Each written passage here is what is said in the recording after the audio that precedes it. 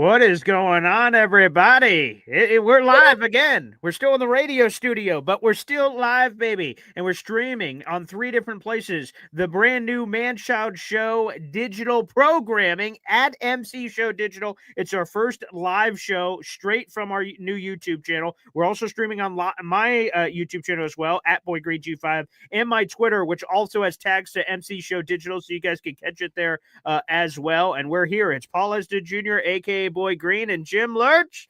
You're down in New York, baby. Down in New York, baby. Go New York, go New York, go. That's the that's the motif down here. And today's topic is right in that wheelhouse, Boy Green. We're talking Knicks basketball. We've had his partner on before on the Locked On Knicks podcast. We figured, let's see what the other side of this partnership is like. So we've had Gavin Shaw on before. Let's welcome in Alex Wolf, who is our Knicks insider today to talk all things Knicks, as the Knicks have advanced another game here now, Alex, for the Knicks. They survived. They got a win in the Garden. And now I think the pressure shifts a little bit to the Pacers. Give me your thoughts. Has the pressure shifted, or are the Knicks still in the pressure cooker right now?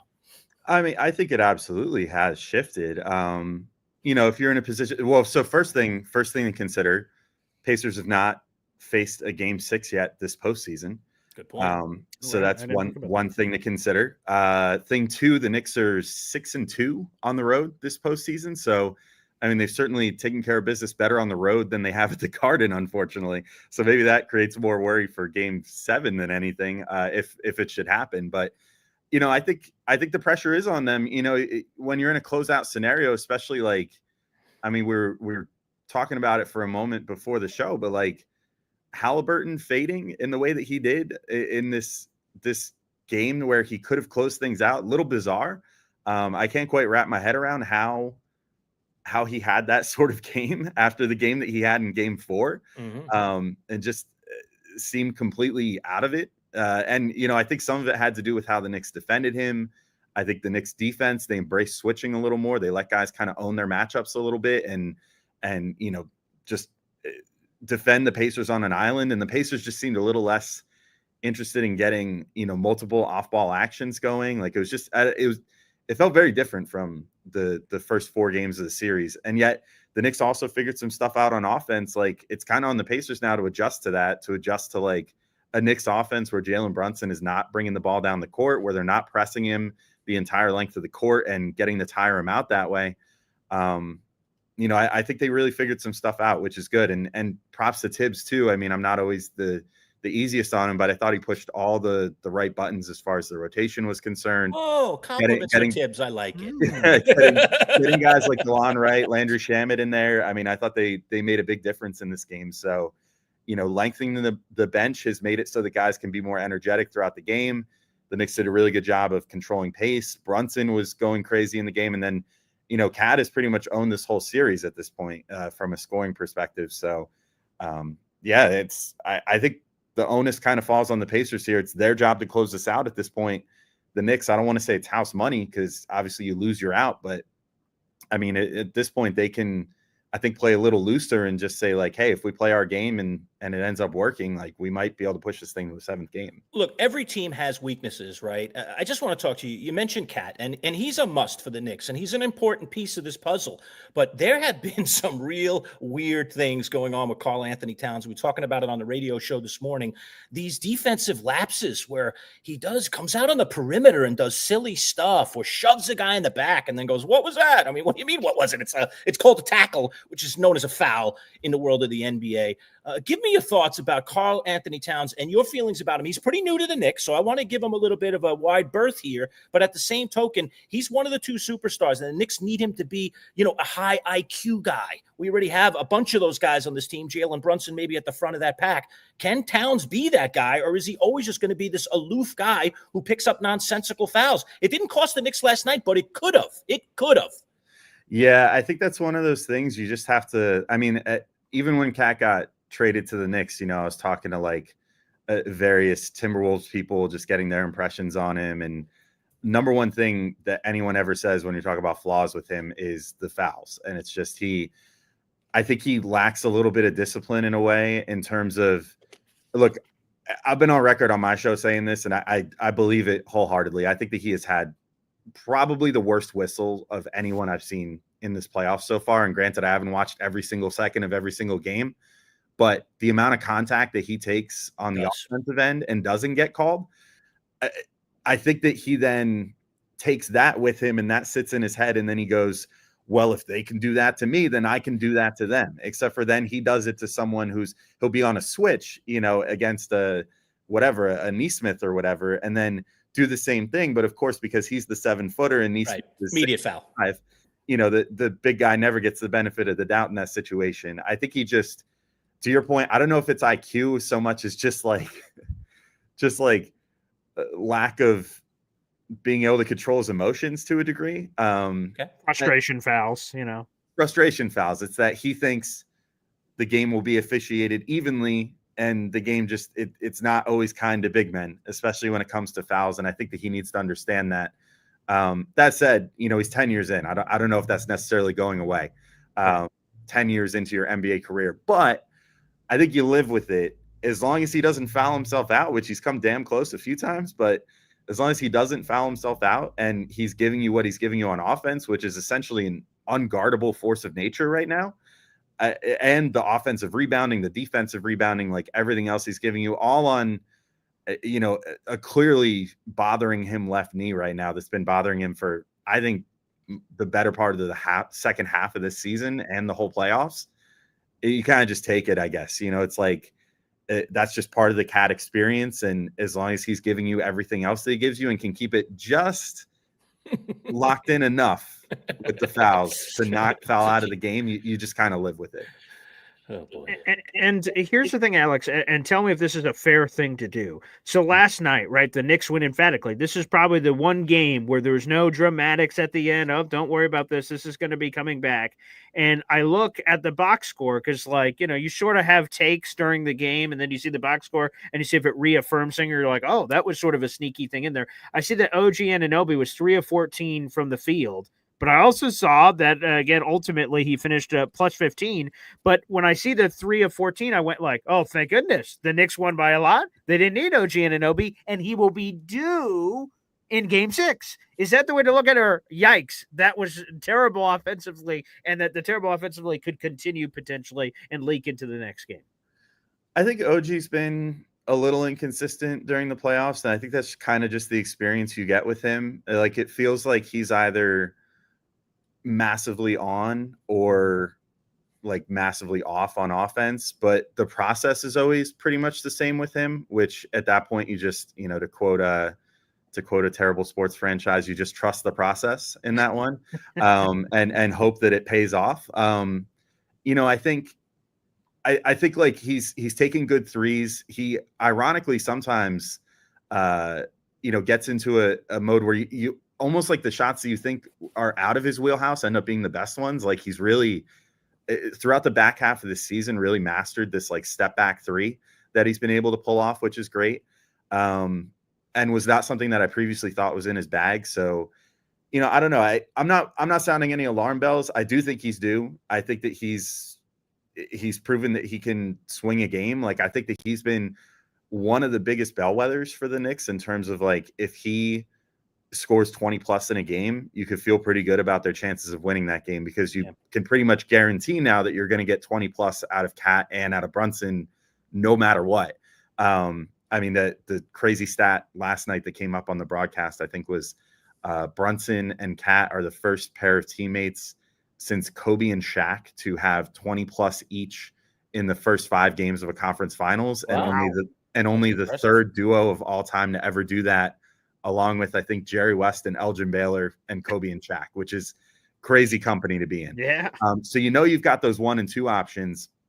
It's kind of just on someone else any given game to step up as the third option. Now, whether that's generally you're going to look and you're going to say it's got to be either Mikal or it's got to be OG. As long as you get decent production out of one of those two guys, I think your chances go up exponentially, because now also you're getting good production out of the bench. You're getting, if Josh Hart continues coming off the bench in his best moments, he's going to get you some key buckets on the inside. Deuce McBride has been shooting really well and playing pretty well overall throughout this whole postseason. So, I think OG, to get back to the original crux of this, I'm not I'm not worried about the shooting performance. I do think he's due, and I think that what he's doing sets him up for success. Like, he's playing within the flow of the offense. He's not hijacking, and he's not doing some of this. There was a little bit of worry for me early in this series where he seemed. I've always had like the smallest little worry about OG's sense of offensive self-worth since he got traded to the Knicks, which, like, when he got traded from the Raptors, there was a lot of reports out there that, like, he thought his role wasn't big enough with the Raptors and that he wanted to be more of a primary option on a team. And we've seen that he got that opportunity a little bit with Brunson out this year and seized it and did really well at the end of the regular season. 30-point games. And one of the things, I just interrupt you for a second here, Alex, I'll let you continue your thought, is remember when OG first came over, when they made that trade, the Knicks couldn't lose when he was in the lineup. And then he got hurt for a little bit, and then he started losing games. And then he came back and they started winning again. He seemed to be this little piece of cement, this little piece of moxie that the Knicks really needed. And we know he's a 3-and-D guy, just like Bridges, and that's what New York is hoping to get out of those two guys. But he's been an important guy for the Knicks, no doubt about it. Yeah, he's always additive. I mean, you know that no matter what, you're going to get the defense regardless. And you know that's part of what made like the game one choke job so like hurt so bad is that you could watch and you literally it was just OG like shut his brain off in those final like 2 minutes. Yes. Yeah. And that ultimately cost them the game, I feel like, because there were a number of defensive lapses where he just didn't come out to Neesmith on those threes. I always mix those two up. I don't know why. Yeah, me too. It's the end. It's the two end names. But yeah, it didn't come out to Neesmith on some of those ones he made. And, you know, he's so key to what this team does on the defensive end because you can either put him on a top offensive option on the other side like a Siakam, or his defense off the ball is as elite as anybody in the NBA. So that's the other thing too, is even when he's not like making the shots on offense, you know that as long as he's locked in, you're going to get elite defense out of him for every minute he's on the floor. And that's always going to be additive no matter what. You know, you've seen some of the comments. We're popping them up on the screen there. John threw up a good one there, and I'm going to kind of ask a question around that. And he says, you know, hope they let him play the next game and it's not a million fouls called. You know, what about the physical nature of this series? What have you seen so far from the officials? Do you like what you've seen? And does it play to either team's advantage or disadvantage if it's called a particular way? How do you think Game 6 will go down? Yeah, I've not been the kindest to the officials during this series. And I mean, look, I acknowledge that, you know, I try to approach things as objectively as I can, but I'm never going to fully be objective because I am a fan of the Knicks. And of course, that's always going to show through a little bit. So I'm probably going to be a little biased one way or the other. But what I've noticed, and that maybe changed a little bit in Game 5, is that they were allowing it in some facets to be extremely physical. I mean, there was a number of times where if you go back and look at the plays, like Neesmith getting into Brunson's body, it's like, I don't know, is that fully clean every time or is it not? You know, so much contact. Yeah, OG was getting, I think it was part of what was frustrating him a little bit early in the series. I thought he was getting a really bad whistle as well. I already mentioned, I think Cat's been getting one of the worst whistles in the NBA this whole postseason. Yes. In terms of like the amount of opportunities he's creating at the rim and the amount of contact he's absorbing, but not really selling, I guess. Like he's not selling the contact well enough, I guess. And I guess that's really the key here. You know, I think that there was a certain mentality of let them play, but then also certain times where all of a sudden there would just be a real ticky-tack foul. And like the times when Brunson has gotten into foul trouble, I look at that and I go, yeah, I guess like by the letter of the law, that's a foul. But like, why are you calling that when you weren't calling things on the other side? I think there definitely needs to be more consistency. I'm curious who the ref is going to be, or the crew chief is going to be in the next game. Mm-hmm. I was honestly really surprised. I think it was Zarbo was on the game last night and I think you're called it completely differently than he called Game 1. Yes, which was bizarre as well. So I don't know if the league is maybe talking to them and saying, hey, like, or the officials amongst themselves are saying, hey, maybe things are getting a little out of control with the physicality at this point, and we need to kind of reel these guys back in a little bit. But yeah, I mean, again, I'm always going to approach it from the perspective of I like the Knicks and I'm going to notice things more there. But to me, it's felt something's just felt a little off to me in certain games in this series in terms of how the officiating goes one side to the other, what's a foul, what's not a foul. And I think it's been a little hard for the players to understand what's a foul and what's not a foul. And that probably applies to both sides of the equation. So see, Alex, if you listen to my radio show the last 15 to 20 years, I've been on the air for 24 years in Central New York. You'll know that I am an electronic strike zone fan in baseball. All right. And I just, it makes me ill still to this day that baseball is still, tinkering. We're still testing. We've used it in the minors. I want a completely electronic strike zone because I don't like the judgment of the home plate umpire and how it changes at bats, which changes games. People don't see it because, it's just a strike or a ball. It makes a huge difference, a 2-1 count, a 3-1 count to a 1-2 count, an 0-2 count. It changes everything, which changes the game.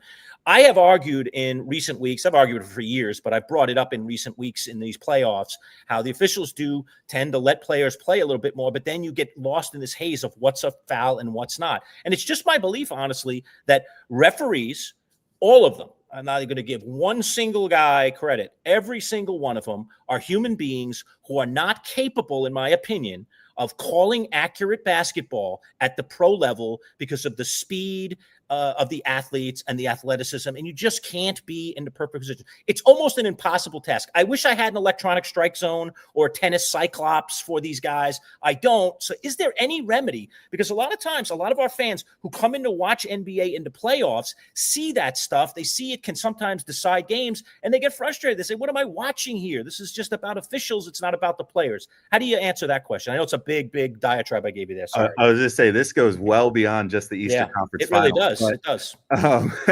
Yeah, I mean, I think it's a delicate balance, right? I think, just in the macro of refereeing in the NBA and how it's progressed, like, I appreciate that they've introduced coaches challenges. I think that's been big in terms of keeping the refs honest to a degree. Although then there's even been some times in this series where they show the replay 100 times and I go, okay, yeah, that should be overturned. And then it gets upheld and you go, well, what were they watching? I don't fully understand it. But I think one thing that they could do, and, the only thing here is that you risk the pace of the game just getting so bogged down at that point. But I do think that it's like a little too punitive with the way that they've structured the coaches challenges, where you get the first one and it doesn't cost you a timeout, but then to my understanding, you do the second one and then it does cost you a timeout, even if it's successful. And it's like, it doesn't make any sense to penalize, especially if you get it right, so it's like, hey, how dare you call us out for getting the wrong call? You get one less timeout now down the stretch of this game. I think ultimately maybe what has to happen, and I mean, they've sort of started working this in a little bit with where there's the reviews after shots are made or whatever, where they can go back and go, oh, they watched that shot from 2 minutes ago. It got called a 3, but in fact, the guy's foot was on the line. We're going to adjust the score live in game. We're seeing that start to come up. Maybe it's just, they have the teams in Secaucus that are watching the games all the time, that are constantly monitoring these feeds and monitoring what's going on in the games.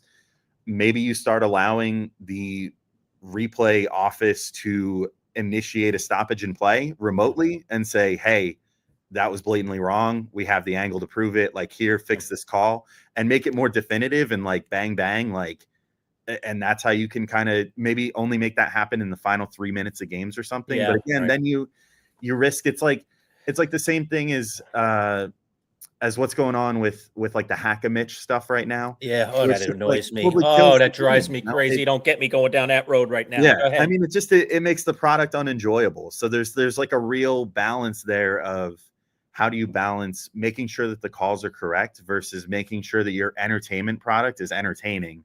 I don't envy the people that are going to make those decisions and ultimately try to find the answer to that, because I don't think there's anything that you can do that's an easy fix to that. Yeah. But I do think that like a little bit more oversight could be helpful, as long as they find ways to streamline it and not make it take, like, I mean, sometimes there's a challenge on a call and it takes them 10 minutes to deliberate and it just completely kills the flow of the game. So I maybe there just needs to be some way that they can expedite that process a Yeah, little bit. I'll tell you what, I was more than golf clapping Stan Van Gundy last night, who I think was the one in the broadcast crew that was addressing the hack and Mitch saying, and he said, fans don't want to see this. And I don't either. My partner and I have argued about this, and I've said, I don't care that it's Robinson. If it were the other way, I'd be screaming from the rooftops the exact same way, even though I'm a Knicks fan.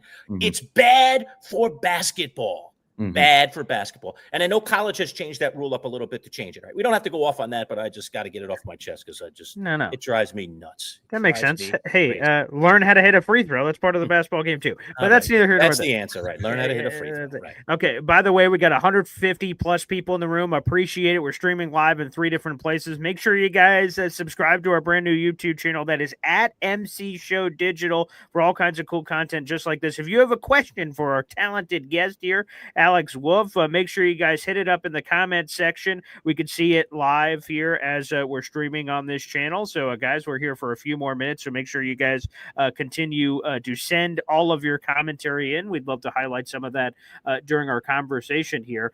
And now now we have Game 6 tomorrow night. Ultimately, level of faith. Let's talk about it. Yeah, so that's really it. I want to start there at confidence level. Confidence level heading into Game 6. The Pacers win, it's over. The Knicks win, you push it to that Game 7, which would be back at the Mecca. Yeah, I mean, look, I'm doing my best to temper expectations, but I am daring to dream again. So at least my dreaming part of my brain has been reawakened again. It was definitely, obviously when you look at the numbers of teams that go down 3-1, 97 point something % of the time do not advance. Right, only 13 teams have overcome that in NBA playoff history. Right, enough to make you a little, a little bit cautiously optimistic, right? But that said, this is a team that's done a lot of historic comeback type stuff in this offseason, right? Actually, it's really funny. There's a very similar win percentage assigned to teams that have gone down 20 plus in a playoff game. Typically have only won those games about 3% of the time, and yet the Knicks have done it 3 times in this postseason. Well, aren't we the only team that has come back from 20 points 3 times in playoffs in the history of the NBA? That's true. And the only team that blew a 20-point lead with less than I don't want to relive it, but 14-point lead. Game 1 of the series. 14-point lead under 3 minutes to go. Okay, so it's a lot of firsts. But yeah, I cited it earlier, but the Knicks 6-2, I believe, on the road in this postseason, and that they're a team that has played in elimination games before. They've played up in series, they've played down in series, they've done a little bit of everything these last 3 years, and obviously they're further than they've ever been at this point. And that who knows? I think they have as good a chance as any. I think that home court, at least for these two teams, has been almost meaningless throughout these playoffs. Both of them have been really good on the road. And that's shown through in this series. The Knicks took the first game in Indiana in this one and did it somewhat convincingly. It only ended up being a 6-point margin by the end, but I think that, they inspired about as much confidence as you could there. And this Game 5, I think they found something in terms of ways to exploit the Pacers and ways to kind of neuter what they want to do on offense. And if they're able to keep that up, then maybe they can force a Game 7. Then Game 7, all bets are off. It's just whoever comes out and wants to win that game the most is going to win it. We saw that last year. The Pacers came out and smoked them at the Garden in the first half. And maybe the Knicks could have come back in that game. Maybe they couldn't have, who knows, because Brunson broke his hand and it was just, it wasn't even worth entertaining in the second half at that point of last year's Game 7. But yeah, confidence level wise, I don't know. I guess I'll call it a coin flip, 50-50. If they come out and look as good as they did in this Game 5, they've got a really good shot of winning this game in Indiana and forcing a Game 7. If they come out looking like they have in some of the other games in this series, like Game 4, for example, definitely not as confident at that point. So I guess we'll see, but it's all going to, I think, hinge on what kind of energy they come out with early. And it honestly, Brunson making shots early has a huge ripple effect on how this team is able to play offense and get other players involved. So if he comes out shooting on fire like he did in Game 5, I give them I think, a really, really good chance of potentially winning that Guys, game. last year I was in Pittsburgh when the Indiana Knicks, the back end of the Indiana Knicks series was going on. I think my son was graduating. I think it was graduation. I think, Oh, okay. Green. I think it All was right. all about graduation. And I went to a Frank Caliendo comedy show. All Sure. right. That's And that always was, at like 7 o'clock or something at night. And then I got out and we were late in the game 7, when all that crazy bad stuff happened. And it left such a bad taste in my mouth. I was like, man, come on. Like, that's got to flip next year. And then the Towns trade happens. And I don't know, man. I'm just still living in a sea of optimism. And even if they don't win this series, Alex, I'm still feeling like this is progress. Ultimately, let me ask you that question as my last question. Yeah. Would it be progress for the Knicks even if they don't win this series, whether it gets to 7 or not?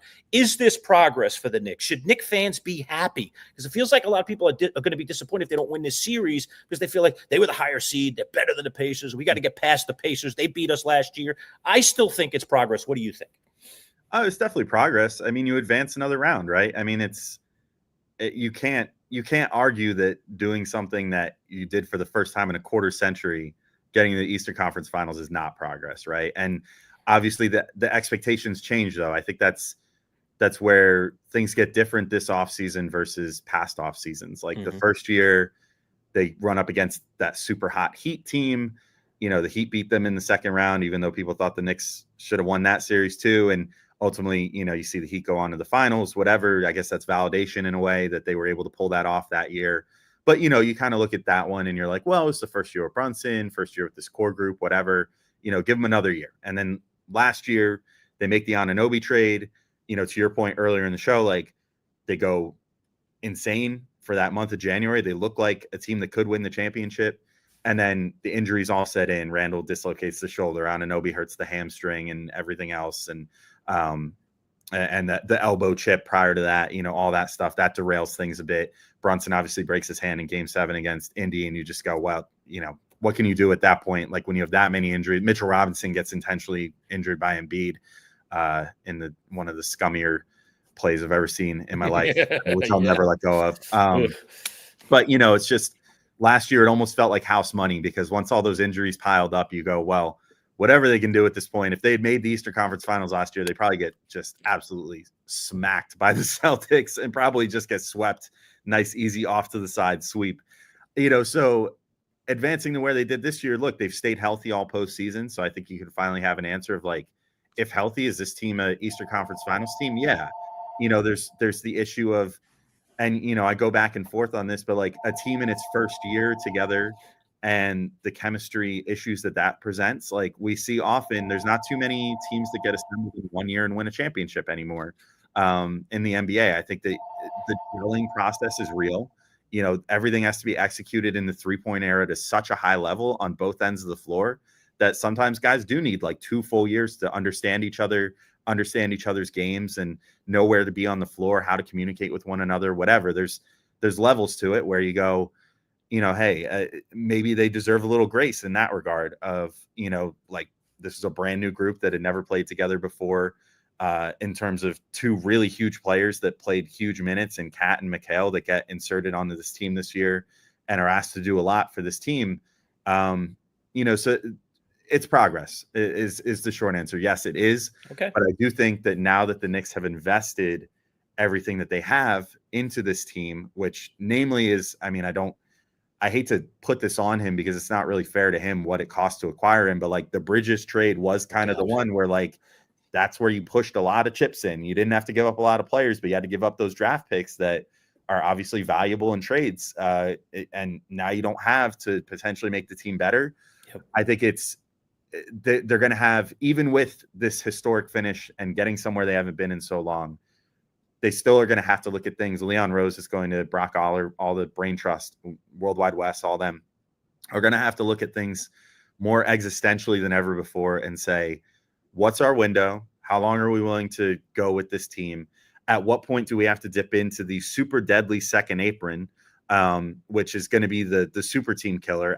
If I was a Boston fan right now, I'd already be like kind of shaking a little bit thinking about how that's going to affect my team, because they're going into the punitive zone of the second apron where you start like having your draft pick automatically put to the end of the first round. trade restrictions get insane, whatever. There's all kinds of stuff just from a salary cap perspective that's going to make it really hard to keep teams together for a long time now. So from the perspective of the Knicks, even with getting as far as they did, I think they're going to have to take a really hard look at, like, did Tibbs maximize this roster that we gave him this year? Do we think that he's the right coach, or do we think he's the coach before the coach? Do they just need another year to really get things locked in, or is there something fundamentally that we need to change with this team? And then you also look at, I think part of the rationale of acquiring Cat was this is a guy that makes the new normal for a max salary in the NBA. It's the only guy the Knicks have on the team that makes that amount of money.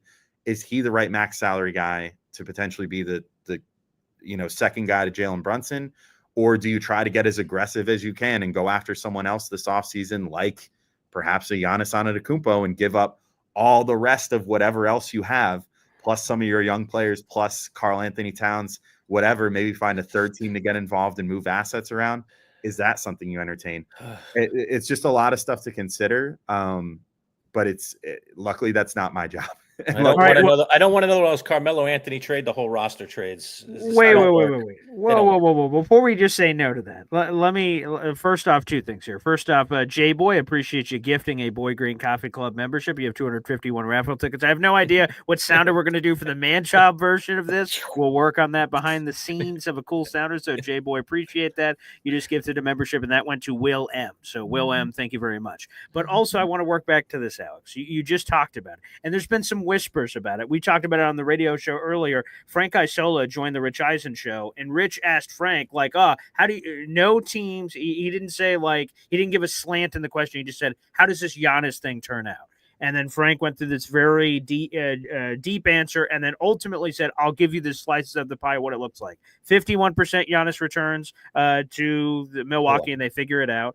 30 or 35% chance that he goes to Houston. There's all these deeper connections to Houston and the assets they have. And they said the last pocket I'm going to give to the Knicks and Nets, like some New York team figuring this out. And he didn't really go into great detail about that, but you just brought it up. So, Alex, if the Knicks were going to make a trade for Giannis, what does that look like?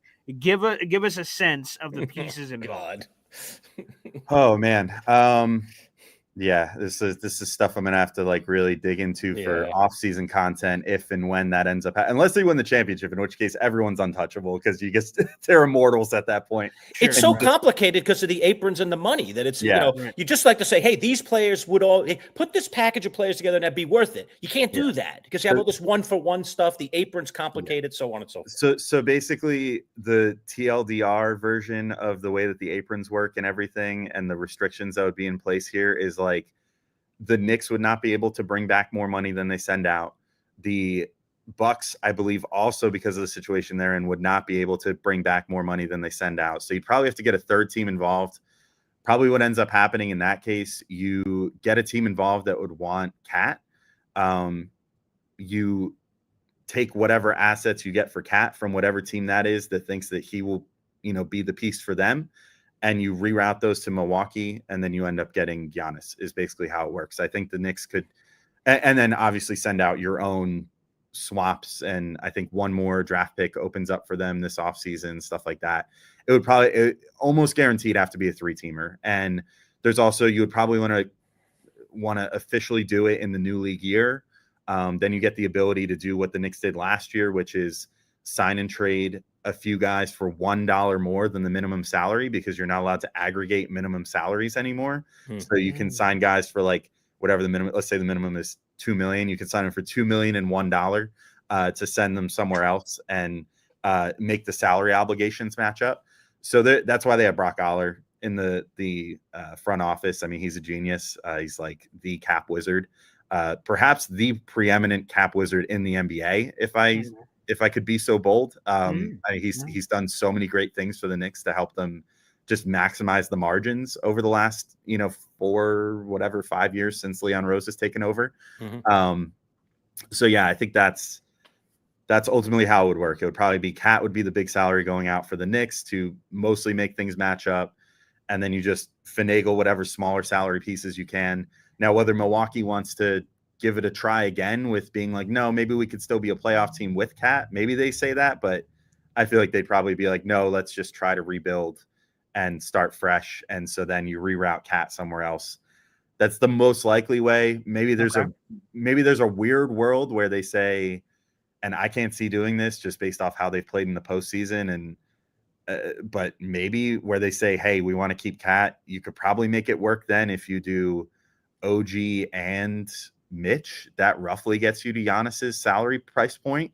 But I don't really see that happening. I think they would want to build this team that is ultra switchy and ultra defensive minded, whatever, with the ability to still score, which Giannis can do on the inside, till the sun goes down. And your 3-point shooting maybe takes a little bit of a hit, but he's a better distributor than Cat is. So the driving and kicking from Giannis with all those shooters around, I feel like that's what you would want to embrace as a team philosophy. But again, what do I know? It's not ultimately my job to figure that out. But that's true. All right. Well, fair enough. We have 200 people in the room. Again, like the video, hit subscribe if you're watching on YouTube at MC Show Digital. We'll end here, Alex. We'll go around the room. Predictions for Game 6. We've got Game 6. We're here on a Friday. It's on Saturday night. Pacers, Knicks. Pacers win, it's over. They go to the NBA Finals. Knicks win. We have a Game 7 on Monday night.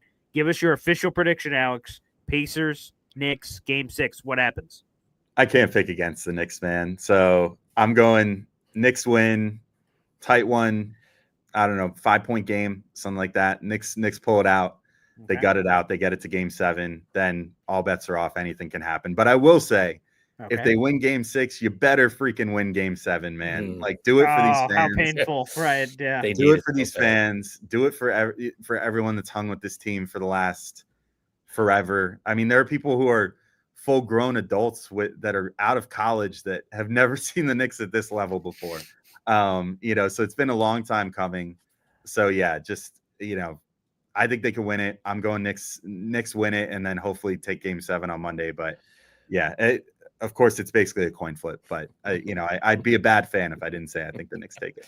I like that. Lurch. Go ahead. I heard Spike Lee on the pregame show say he'd give up his Academy Award, one of his Academy Awards. I heard that. That's funny. For a Knick title. Yeah. I want Game 7 so badly, so I'm going to pick the Knicks to win Game 6 because I just want to see this series go to 7 regardless of who wins. I just want to see a Game 7. I think the NBA could use this. The fans could use this. And even if we go down in Game 7, which would be, as Alex was saying, just so bad, I want to see it. I want to see Game 7. So, and I think the Knicks can beat them there. So I'm going to say Knicks. I had the same prediction at the end of the radio show, Knicks by 5. So Alex and I are on the same page. I also am predicting Knicks win, but I don't think it ends up happening like this last game where there's either way. I don't think the Pacers end up just bashing the Knicks with a hammer, and I don't see it the other way. I think it's a close game, which again, both fan bases going, we shoulda, coulda. And then we have that Game 7, and then we'll see what happens with all the marbles out on the table. It should be fascinating. Well, Alex, we've done this so many times with your co-host, Gavin, and now we've collected all the Infinity Stones here. So, Alex, thank you so much for joining us, having some conversation, and in video form, too. Hey, you beat Gavin to the punch there. So next time you guys are at the Thanksgiving table, feel free to brag about that you beat him there first. Yeah. Cool. Appreciate it, guys. Thanks for having me on. Right. And happy. All right, there he is. Alex Wolf, that's the Locked On Knicks podcast. You ought to check that out. Him and his co-host, Gavin Shaw. We have had Gavin on our radio show, and we'll be bringing him to the digital platform from time to time as well. So you get a chance to check in with him as well. That was good stuff, Boy Green. I enjoyed that.